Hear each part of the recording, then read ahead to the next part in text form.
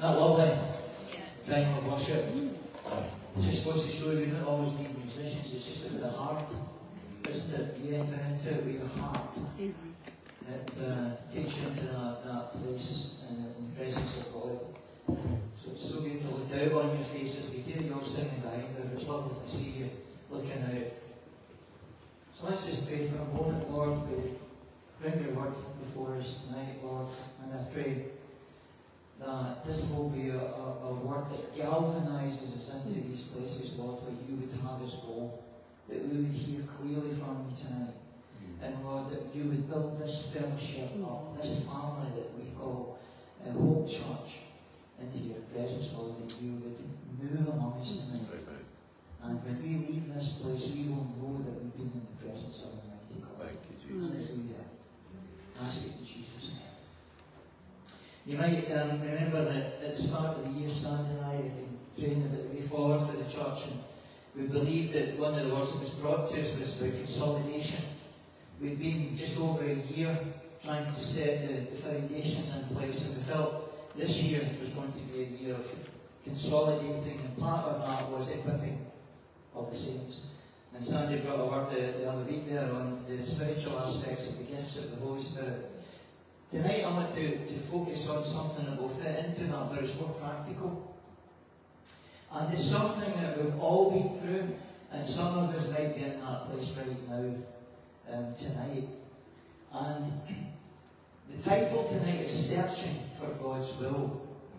Searching for God's Will. Don't you wish you were one of the super saints? You know, the ones who always seem to know God's will in life. You know the thing, don't you?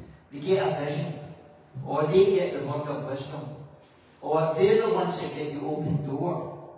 It's like they've got spiritual sat-nav, isn't it? It's as though they've got BT affinity to heaven, and they know everything that God's wanting to do in their lives. There's something mystical that seems to let them know God's will for their life. Sometimes yours. It's irritating. They kind of make you want to revert to spinning the bottle. If you're like me, a long-time Christian, you've probably stumbled around and stubbed your toes a few times trying to figure out God's will for your life. And I'm not actually talking about the moral decisions. I mean, those are pretty obvious, aren't they? For example, if you're planning to raise collateral for starting a business, are you robbing a bank? I mean, let's be clear, that is thievery, isn't it? That's stealing. So that's a moral decision. Or if you're pondering killing your neighbour because he's letting his dogs bark incessantly all night, well, let's just be clear, that's murder. It's kind of frowned upon in most civilised societies. Now, the trouble isn't with the moral decisions that we've got to make. The trouble lies with the non-moral decisions. It's that kind of fuzzy middle ground that can paralyse us regarding taking a decision in our lives. For instance, should I go to university or college or serve an apprenticeship? If so, which one? Or should I marry this person? Are they the right one? What career path do I take? What church should I join? Do I buy a new car? A second-hand car? A bike? Is this the right house? I mean, we've all been there. We've had to all these decisions. And these are the hardest decisions to tune into because they are not, they're non-moral decisions. And the problem with these non-moral decisions is that we're afraid in case we get it wrong. We acknowledge that God has a perfect plan for our lives. It's just that He's not telling us about it. It's like He's watching and waiting, and there will be no compensation if we get it wrong. Sometimes I think it's just better to bury my talent in the garden and wait for the master to come back, and then I remember the parable of the talents. You know, it can go to its extreme. We knew a person once that used to pray in the morning and try and figure out what colour socks to put on for that day. You heard that? Yeah. It's true.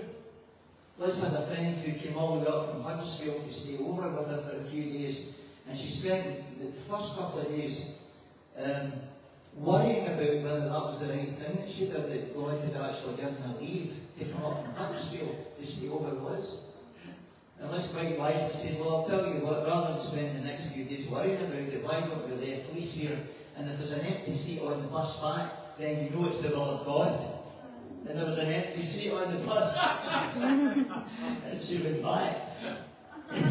There's Mr. Quiet. Sometimes trying to make these important decisions can distract us from finding our role in the church. Listen, God has already given us access to what we need to make a proper, non-moral decisions. I want to present you with 5 questions tonight. Now, they're not infallible, but it's something that I think that helps you kind of tune into the non-moral decisions that you have to make in life.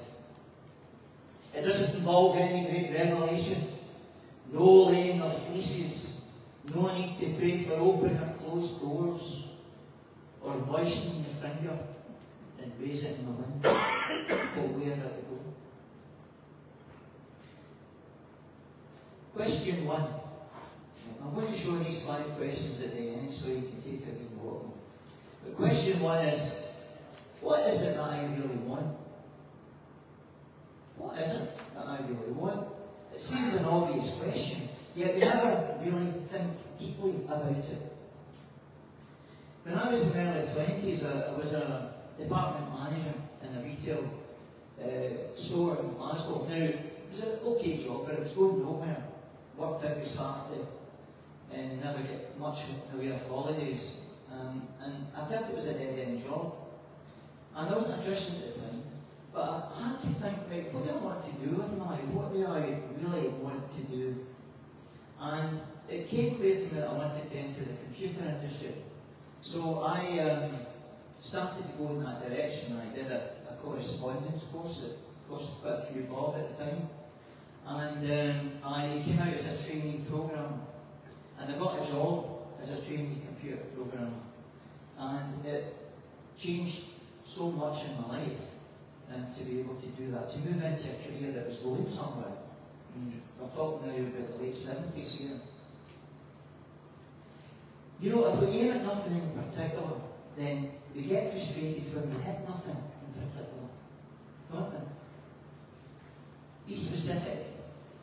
We need to remember that God is extremely interested in every part of us.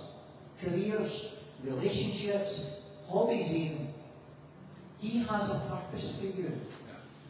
You can apply this to serving Him in secular work or serving Him in the fellowship. What is your practical gifts? What is God speaking to you about that you can add in here, for instance, in the days to come?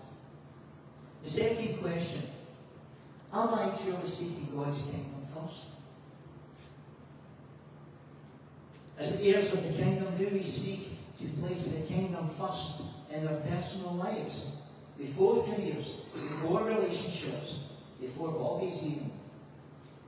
You know, it should be our highest priority, but too often it isn't. We allow other things, other persons, priority over it. Remember that Jesus said the kingdom of heaven is like the man who discovers treasure in the field and sells all he has to buy it. Only you can know your motives with any certainty. But instead of assuming that you have the best motives, try admitting that your desires and priorities are often less than admirable.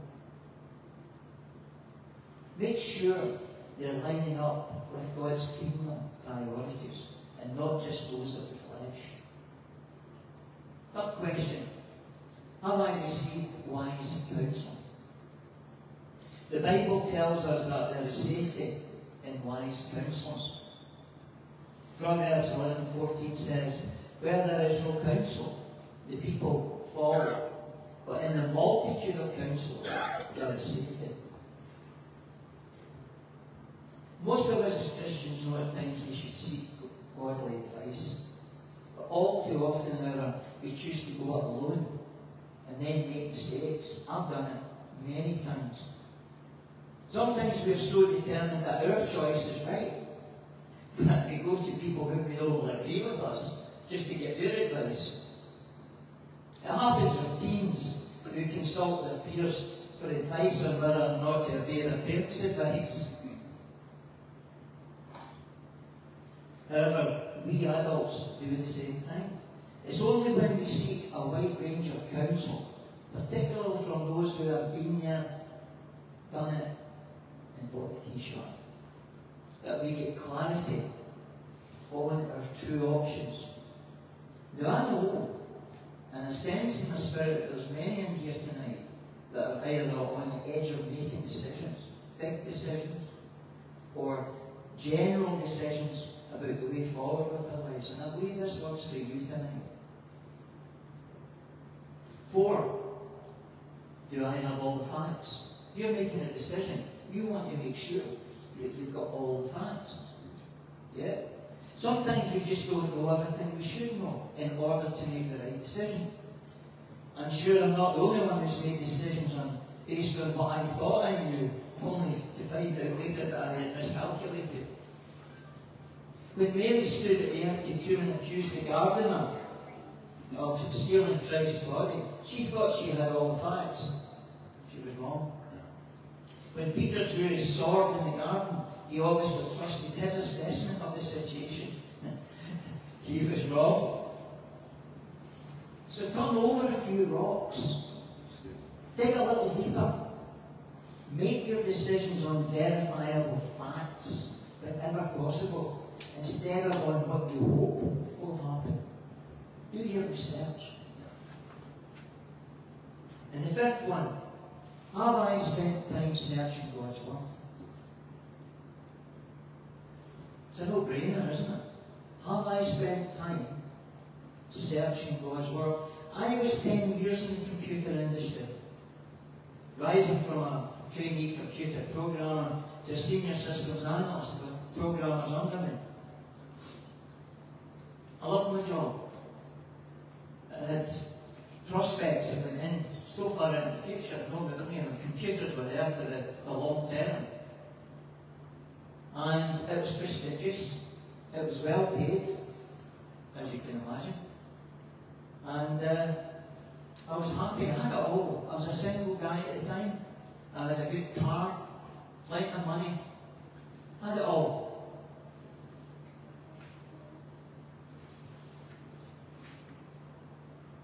But then something began to change. I came through a period where I felt dissatisfied with my job. I used to find myself sitting in my office just staring at the wall. I was away somewhere else. I wasn't programming or anything like that. And it was as though something was working inside of me to change me. Now, I'd been a Christian for about 2 or 3 years by this time. But I felt strongly more and more that I wanted to serve God more than I was doing. He'd given me that job and all of the perks that went along with it, but yet I still felt there was a hole inside. And this grew and grew in me. And I began to seek God's Word for the way forward with my life. I wanted to put the kingdom of God first in whatever decision I made.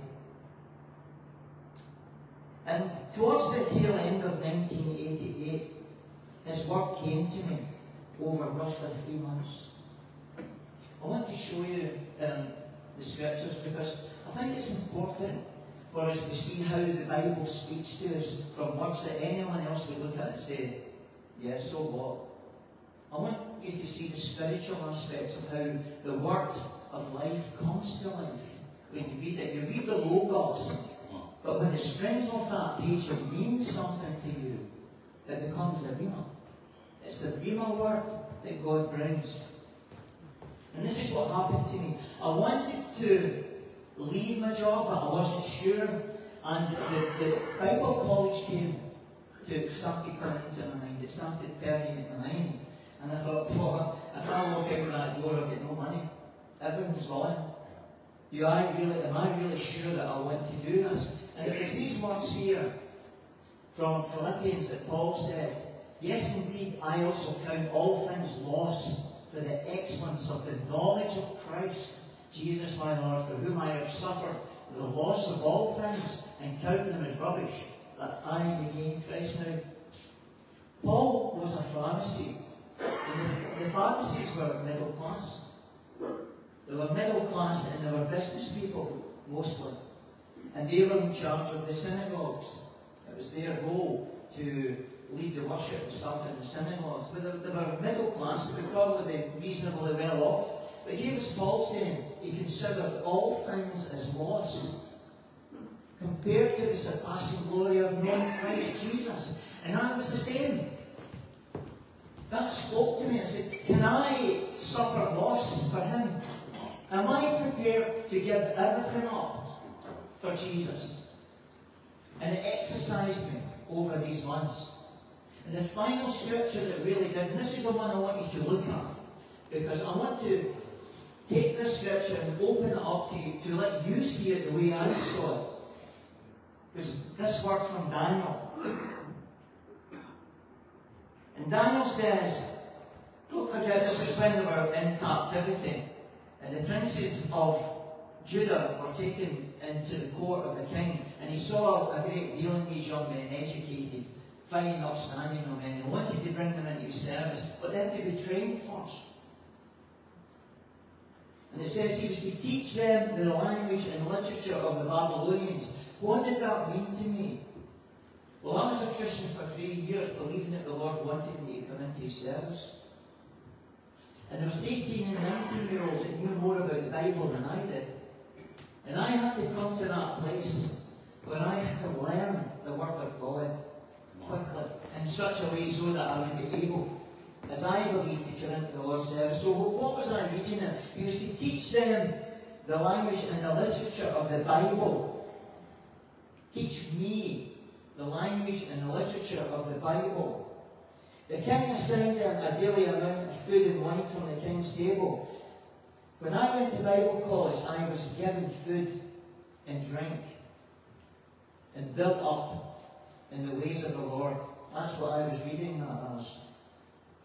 They were to be trained for 3 years. I could have gone to Bible college for 4 years and done a degree, but I went with that leading there to go for 3 years. 3 years was the norm. I did 3 years at Bible college. Now that's what that spoke to me about. Yeah. And then what did it say at the end of it? What does it say at the end, the last line? The King's service. That's how that scripture jumped off the page at me. And I knew from that moment on, that was my destiny in the Lord. That I had to leave this career and step in to literally the unknown. But he knew the unknown. And I left my job.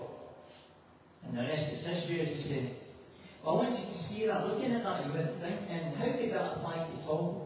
Until I started breaking it down and showing you the spiritual aspects of how it impacted my life in the Rima word. It came alive. And that's what it can do for you too. If you're praying for leading from the Lord or any kind of guidance at all, when you read your Bible, you might read a scripture that to anyone else would just be just that in its context. But to you, it will come alive. Amen. That's your Rima word. And that's my story. But you know what? In spite of all answering all these 5 questions, it doesn't always work out. It's not infallible. You know, you can hang on to a verse of John 14:14. If you ask me anything in my name, I will do it. It's one of the most emphatic promises of Jesus to his disciples. The Father will give them whatever they ask in his name. It's immensely encouraging, isn't it? But it's usually disappointing and bewildering not to see an answer. Then you hear things like, you must be praying according to his will. Or you must ask in faith.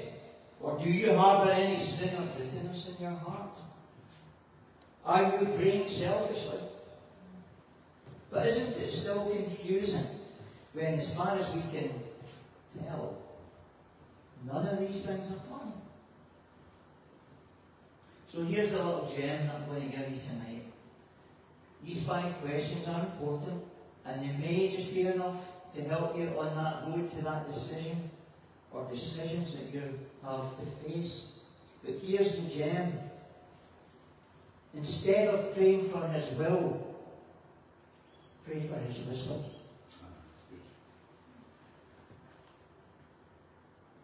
Proverbs 4:7. The beginning of wisdom is this: get wisdom, and whatever you get insight. Why scramble around seeking His will when you can ask Him for His wisdom? Then, having His wisdom, you will know His will. You with me? Amen. Get wisdom, and all you're getting, get understanding, the Bible says.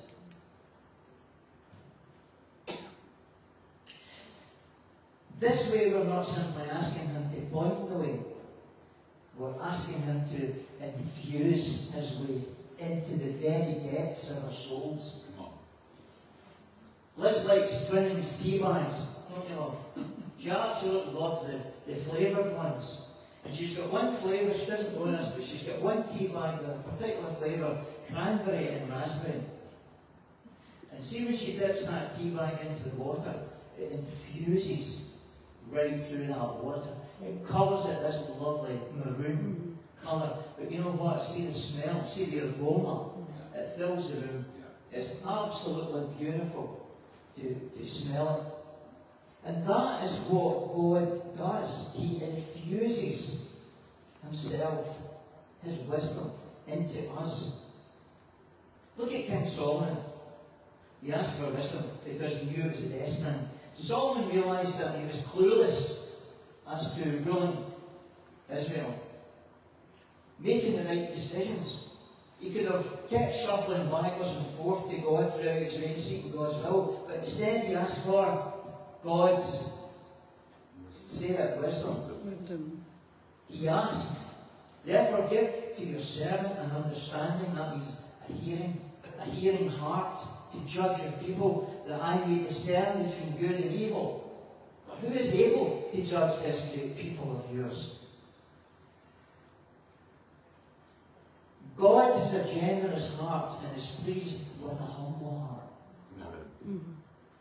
Although at this point Solomon is willing to forgo riches and honour, God gave them to him anyway, through his working and understanding of using his wisdom.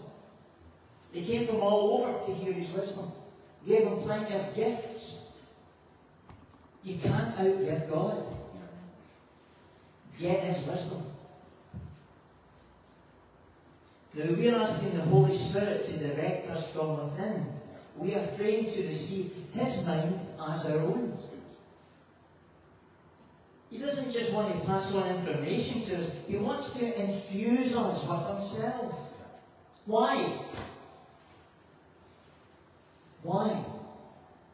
Because then our desires become his.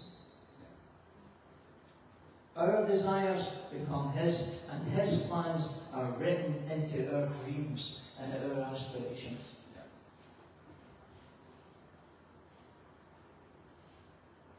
I wonder, do you pray with reservations?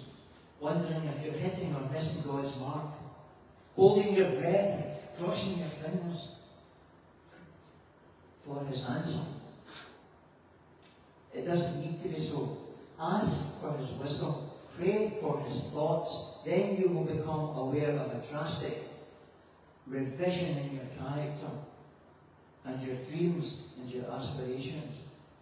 Then pray the desires of the new you. You get it? The new you. If he has infused you, you can be confident that whatever you're praying is according to his will. No, asking for his thought doesn't mean that you grasp the first whim that enters your mind. It just might not be from him.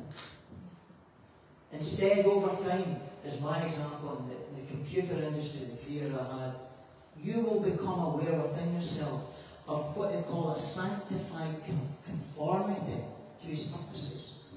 A sanctified conformity. The Holy Ghost changing you to His purposes. Then you will know that you are praying and asking according to His will. Now I believe that if you can answer these 5 questions of them, we'll show them. Oh, the radio's playing up. Praise God. Now that's listen for you, just knew exactly what to do. So if you can answer these 5 questions thoroughly, you may have a clearer understanding of God's will in your life in times of decision. All that remains then is to do the courageous thing. Take the step. Take the step. Make the decision. Yes, you might have to let go of plan B and plan C. No, you can't have it all. Yes, you might need to adjust the plan later. No, not everyone will be happy with you. But listen, you will have peace. Amen. You'll have peace about it. And you won't watch God's will for your life. And He's not going to taser you if you delay it a wee bit. Proverbs 3:13. Happy is the man who finds wisdom and the man who gains understanding. Colossians 1:9. For this reason we also, since the day we heard it, do not cease to pray for you and to ask that you may be filled with the knowledge of His will in all wisdom and spiritual understanding. There's the 5 questions. But more importantly, out of all of these, pray for God's wisdom. I want to just take some time and a little bit of ministry tonight, just to allow the Holy Spirit to take. I'm going to leave these words up there in case you want to take notes of them. But this is what I feel. I feel that quite a number of you in here have got major decisions to take, and it's scary. But you know you've got to take them. But you're just not sure. Sometimes it will be life-changing. It's as important as that. Sometimes the decisions you will have to make might involve something maybe in your relationships, maybe even in your relationships with those that you love. Decisions and priorities that you know really need to change. You know, if you're part of a family that some of the family are not saved, but you are. And for instance, a Sunday night I'll come along and you're ready to go to church, and somebody say, oh, you really want to go to church today? I'll just go a wee run in the car, it's such lovely weather. What decision are you going to make? What is your priority? We need to remember also that they're part of the world, different spirit. You're part of the kingdom. And where is the kingdom? The kingdom's here. This is the kingdom of God. This is where the Holy Spirit lives. This is where you should be. This is your priority. Decisions like that. Decisions in jobs. Decisions about sometimes having to get relationships up that are not good. So I want to just take a couple of moments just to think about these things. Ask for the wisdom of God. Now, if there's anyone in here tonight, I don't want you to tell us what your decision might be or the decision that you're thinking about making. That would be entirely up to yourself. But I want you just to do one thing for me tonight. If you're in a point of decision making, no matter how big or small that decision is, I would just ask you to stand for a moment. Just be brave enough to stand. And I would ask other Christians in here just to go and pray with you tonight. You might want to say, well, this is the decision that I've got to make, and I'm slithering, I don't find it easy to make it, then allow them to spend that moment in prayer with you, just to encourage you and support you. Would you do that? If you have got some decisions, large or small, would you just stand so that we might pray with you?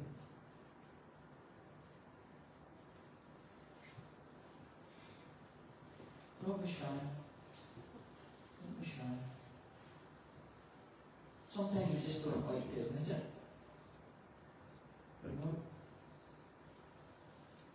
It's not often easy to admit that I've got decisions I've got to make, and yet I just really don't want to make them. But that's why we're here. That's why the family is here around you. Yeah.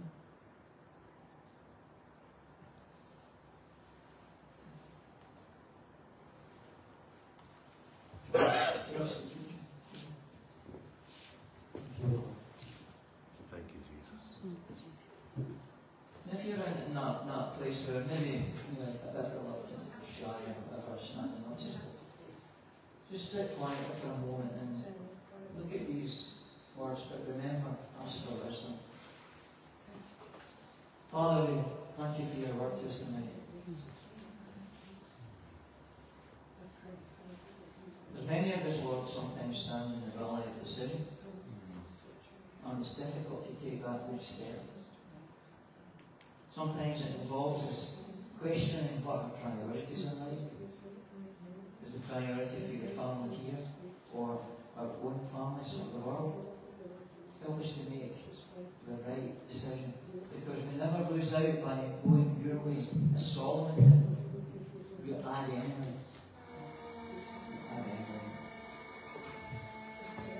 Well, just for the with us tonight, let this word permeate our hearts as we leave. And if any of you tonight want to have a chat with me afterwards, just come and have a chat with me. Show appreciation for Tom for bringing God's word. A lot of wisdom in what he shared and experience from his own life, amen, which is good. When we started the 31 days of prayer, my desire was that as we read God's word, and I always remember this truth that an old saint said to me, whenever you read his word, you are not far from his voice. Whenever you read his word, you're not far from his voice. I understand that when I'm reading his word, that God can speak to me from his word. Just as a matter of interest, how many people are still doing the 31 days of prayer? Amen. So we're halfway through. So it's not too late to re-engage, because my desire is that as we do this together, that we begin to hear his voice. Amen. We begin to hear his will, for our lives, and it would speak into our lives concerning what Tom has been speaking about, and would know a greater direction of his leading. Amen. We're going to close by singing.